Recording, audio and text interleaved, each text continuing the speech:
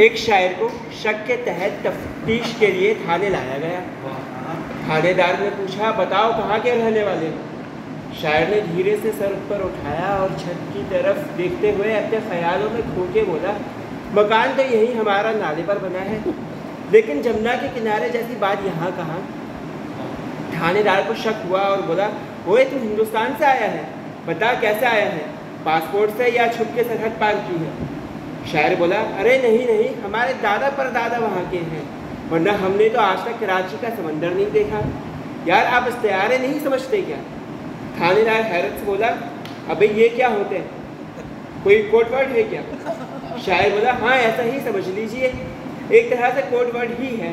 थानेदार का शक यकीन में बदलने लगा और पूछा, वो शराफत से बताता है या नहीं, या लगाऊं दो चार डंडे? बता किस चीज़ का कोड वर्ड है? शायर बोला, अरे यार सब कुछ बताया नहीं जाता, अक्लमंद के लिए इशारा काफ़ी होता है।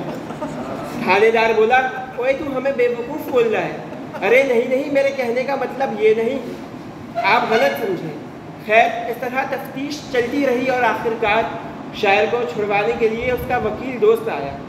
थानेदार ने बताया कि पहले कुछ और कहता है, बाद में कहता है मेरे कहने का मतलब ये नहीं था, आप गलत समझे, ये मामला क्या है आखिर?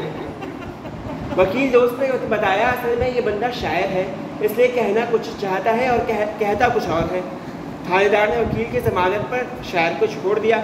शायर जाते हुए थानेदार से कहने लगा, यार आप अच्छे सामे नहीं हैं।